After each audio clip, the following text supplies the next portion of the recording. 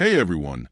Tonight we're drifting back to a time when people thought it was a good idea to pile their entire family, all their belongings, and a suspiciously small amount of food into a wooden wagon and walk across 2,000 miles of wilderness. So, fluff up your pillow, dim the lights, and let's gently creak along the Oregon Trail, where nearly everything that could go wrong usually did. The Oregon Trail was one of those grand 19th century ideas that sounded very romantic on paper. Go west, they said. Find fertile land, they said. In reality, it was less about adventure and more about surviving dysentery while trying not to lose a wheel in the middle of Wyoming. Imagine you just left Missouri in the spring of 1846. The grass is still green, your wagon is shiny, and spirits are high. Everyone's wearing freshly washed clothes, which will be the cleanest they ever are again. You're traveling with a wagon train, which is just a group of families all slowly realizing they made a terrible life choice together. At first, it's not so bad. The land is flat. The weather is mild. The oxen are behaving, which is a miracle because oxen are basically large, horned toddlers that can weigh a ton each. You feel optimistic. You tell yourself you're ready for the journey.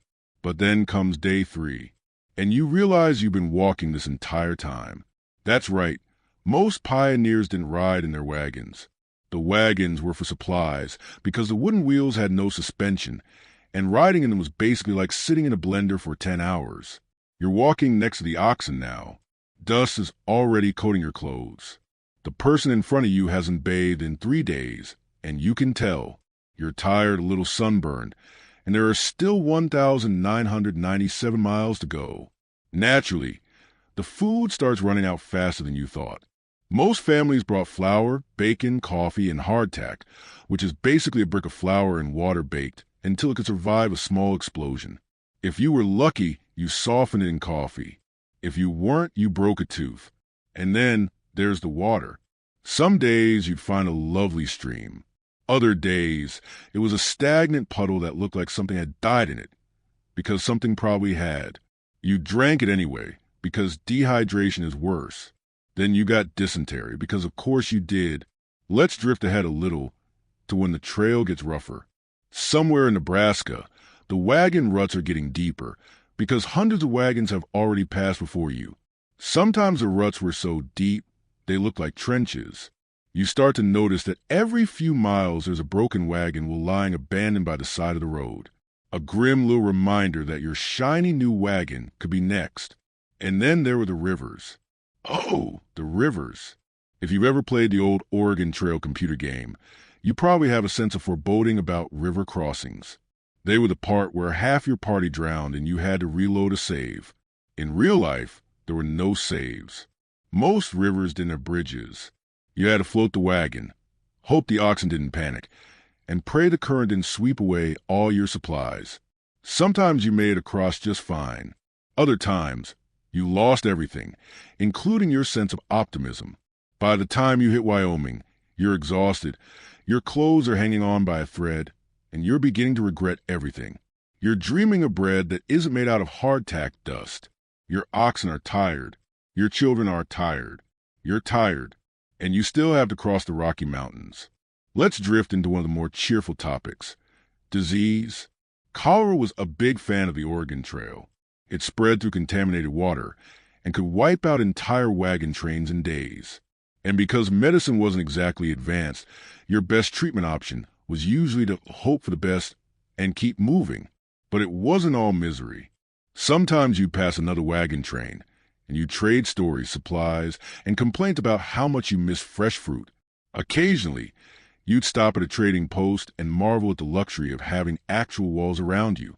And eventually, after months of dust, blisters, bad water, and bad luck, you'd see the Willamette Valley in Oregon, lush greenland, trees, rivers that didn't look like poison, and for a moment you'd think, maybe it was worth it. But then you'd remember the part where you almost drowned in Nebraska, broke a wagon axle in Idaho, and buried half your bacon near Fort Laramie because it went rancid. Still, you made it. You survived what thousands of others did not. And as you fall asleep tonight, you could be very glad you never had to do any of that. Let's keep walking down this dusty trail together. We've made it to about Nebraska, so congratulations, You haven't died of dysentery yet. That's a win. Tonight, let's settle in a little deeper and take a quiet look at the stranger, sometimes surprisingly petty details of life on the trail. Because for every dramatic wagon accident, there were dozens of smaller, much pettier dramas happening every single day. Pioneer wagons were not exactly luxury accommodations. They were small, hot, and smelled faintly of ox. There were no bathrooms. When nature called, you walked a polite distance away from the group and hoped no one noticed. Privacy was not really an option. It's amazing anyone on the trail stayed married by the end of it. Hygiene was, let's say, optimistic. Most travelers didn't bathe for weeks. Soap was in short supply. And even if you had some, stopping to wash yourself when you were trying to cover 15 miles a day wasn't exactly a priority. This meant that by the end of the trail, everyone probably smelled like wet leather mixed with campfire smoke. Let's drift over to what they did for entertainment. Because yes, even after walking 10 hours a day, people still found time to sit around the campfire and amuse themselves. Fiddle music was common, and if someone could play, they were the most popular person in camp. Singing was also popular, though after a few months, even cheerful songs about going west started to sound slightly sarcastic. Social dynamics in a wagon train could get tense. Imagine 50 or so people all traveling together for months on end, eating the same food, dealing with the same dust storms, and arguing about which route to take. By the time you got to Wyoming, you probably knew everyone else's business, whether you wanted to or not. Some diaries from the time show that people got quite passive-aggressive about their fellow travelers. There are entries like, Mrs. Smith insists on cooking bacon every morning, which delays the whole party. Her husband is no help. Others complain that certain families walked too slowly, or took too long to hitch their oxen, or let their children wander off. And speaking of children, they were everywhere. Most families were large, and every child old enough to walk was expected to help with chores. They gathered firewood, fetched water, and occasionally chased down runaway livestock. Childhood was deficient. Let's pause and drift to one of the darker corners of pioneer history, the infamous Donner Party. They were a group of pioneers who set out for California in 1846 and decided to take a shortcut. And as you might guess, the shortcut did not go well. They left Missouri later than most, which meant they hit the Sierra Nevada mountains right as winter arrived. Their shortcut turned out to be longer and more dangerous than advertised. By the time they reached the mountains, snow had trapped them in place. Food ran out. People starved. And yes, eventually they resorted to cannibalism. Now, we don't need to dwell on that detail for bedtime. Just think of it as a cautionary tale about checking the weather before a road trip. But not every pioneer story was a tragedy. Some people genuinely enjoyed the adventure. There are accounts of travelers describing sunsets on the plains, the beauty of the Rocky Mountains, and the joy of finally reaching Oregon. Those were the rare moments where it all felt worth it. By the time the wagon train reached Oregon, people were exhausted but strangely proud. They had literally walked across half a continent. They had faced storms, starvation, and bad coffee, and somehow they were still standing. And when they finally settled in their new homestead, they built cabins, planted crops, and tried to forget about the 3 months they spent eating nothing but beans. Let's settle back into our wagon train and take a slow, quiet look at health on the trail, or the lack of it. Medical care out here was more hope than science. There were few doctors, and the ones you met might have had more experience pulling teeth than saving lives. If someone got sick, you relied on home remedies. Pepper for stomach pain, vinegar for fever, turpentine for a cough. For snakebite, whiskey. Always whiskey. Cholera was a great fear. It came silently, through water, and could wipe out a wagon train in days. One traveler, Samuel Parker, wrote quietly, May couldn't get to water, and water was taken to them, 32 in number. Here we buried 6 persons. There were no grand funerals, just a stop by the trail, a shallow grave, and the need to keep moving. And death was everywhere. Martha Gay Masterson, only 13 at the time, wrote later, if there were any graves near camp, we would visit them and read the inscriptions. Sometimes we would see where wolves had dug into graves, and we saw long braids of golden hair telling of some young girl's burying place.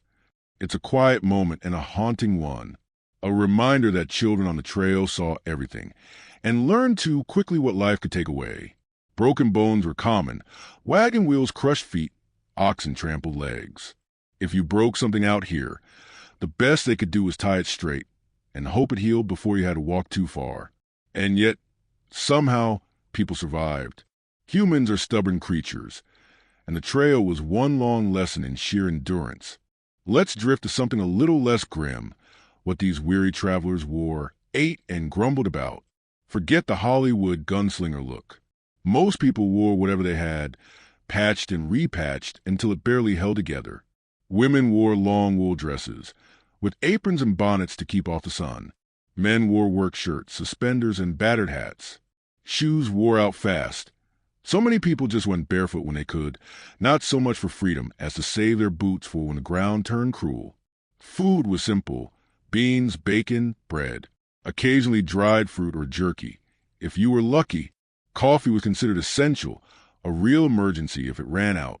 But the trail was hard on animals. 1852 diary notes. No grass. Many cattle and horses killed here. Camped on a swamp.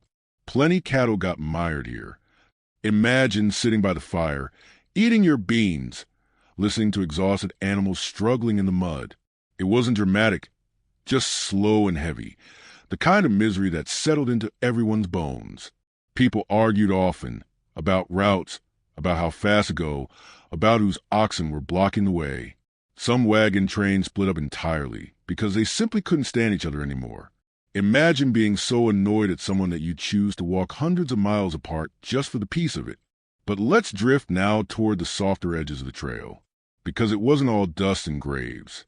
Esther Hannah, traveling in 1852, rode after a rough, dusty day, came 19 miles. This is a delightful valley, fine grass and good water. Saw the blue mountains in the distance covered with pine. Even after storms and mud, she still noticed the beauty: the grass, the water, the distant mountains. And Harriet Talcott Buckingham, in 1851, reached the Grand Ronde Valley and wrote, "A perfect gem, an oasis in the desert. Thousands of horses, many of them curiously spotted, feet upon the mountain side. Hundreds of Indians of the Nez Perces tribe are camped here." She noticed not just the land but the life on it, the animals, the people, the wildness of it all. Children found their own joys. They carved toys from scraps of wood, played games with sticks and stones, and made up songs to pass the long days. Around campfires, people shared stories, sang, and sometimes even danced if there was a fiddle to play. And of course, there were quiet moments of wonder. The Great Plains stretched out like an endless sea. The Rockies rose up suddenly, impossibly tall. Even the most tired traveler stopped to look. Those moments, the grass, the stars, the mountains, reminded everyone why they had come this far. After months of walking, eating dusty beans, and crossing rivers that seemed determined to drown them, the end of the trail finally appeared. The Willamette Valley in Oregon was green, fertile, and calm. A place to stop walking at last. A place to build something new. Some stayed friends with their wagon companions. Others never spoke again. But all of them could look back and say they had done something extraordinary. We should talk about food in even more detail, because it was memorable. Flour was the main thing. Barrels of it. So much flour that some emigrants later said they never wanted to see another biscuit again as long as they lived. They baked everything: biscuits, pancakes, flat cakes that might qualify as bread if you were generous. Meat was usually salted pork or bacon. After a few weeks, it took on a shade and a smell that made even the most optimistic travelers hesitate. Some scraped the green bits off and kept going. Butter was a luxury. If someone had a butter churn, they would tie it to a wagon, so the movement would churn cream into butter as they walked. Imagine your daily butter being made by 20 miles of wagon jolts. It was probably delicious. Or terrible. Hard to say. Beans were a staple too. Enough beans to give the entire trail a reputation for music no fiddle could compete with. Some diarists hinted at this, very politely, because writing about digestive issues in a journal was considered mildly scandalous. And then there was coffee. Coffee was the one thing most pioneers agreed they could not live without. Travelers who ran out of coffee became miserable, and some noted that their entire group became grumpy and slow until they managed to trade for more. Imagine walking 2,000 miles without caffeine. On second thought, maybe don't. Now, let's drift over to what they wore. Clothing was simple, sturdy, and not designed for Instagram. Women wore long dresses made of calico or homespun fabric, often with aprons and bonnets. The bonnets were basically portable shade tents for your face, which was helpful because the sun on the Great Plains could burn you in about 5 minutes. Men wore work shirts, wool trousers, suspenders, and floppy hats. Children wore scaled-down versions of adult clothes, which is always a little funny. Picture a 5-year-old looking like a tiny, stern farmer. Shoes were a big deal. A good pair might last a few months, and then they would fall apart. Many travelers made crude replacements out of whatever leather they had, or just walked barefoot until they could buy more. We should also slow down and notice the scenery. The trail crossed everything. Endless grass prairies, rolling hills, dusty plains, rivers, mountains, and forests. The prairie was stunning in its way. Oceans of grass, with skies so wide they made you feel very small. At night, the stars seemed close enough to touch. But after weeks of staring at the same horizon, many travelers reported feeling like they were going slightly mad. Some even named individual trees just to have something familiar to look forward to, and then came the mountains. By the time most wagon trains reached the Rockies, they were exhausted. The mountains looked beautiful but terrifying, and going over them with a wagon was not a simple process.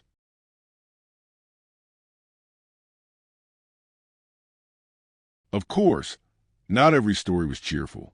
Some pioneers accidentally set prairie fires when they weren't careful with campfires.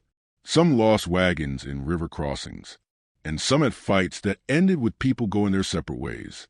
There are recorded accounts of wagon trains splitting over arguments about the best route, half the group going one way, half the other, each convinced they were right. Occasionally, both groups ended up meeting again weeks later, slightly embarrassed but too proud to admit they'd taken the worst road. When they finally made it to Oregon, there was still plenty of work to do. They had to claim land, build cabins, plant crops, and survive their first winter.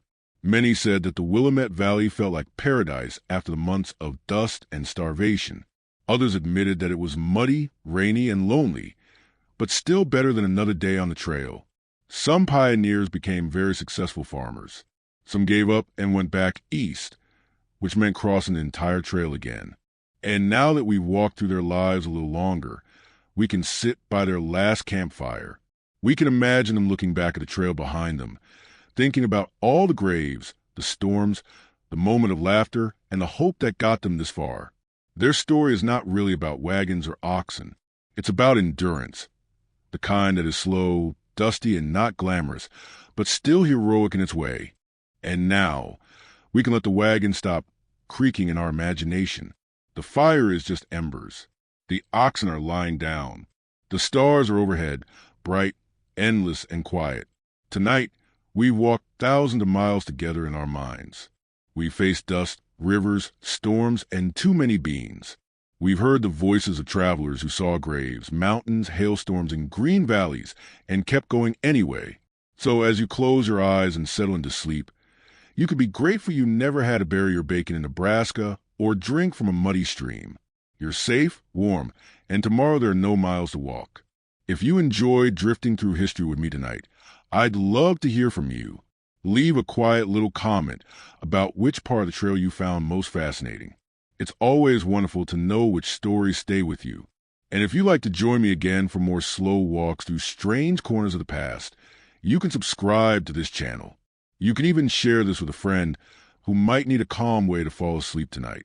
Thank you for traveling with me. Sleep well, and I'll see you on the next trail.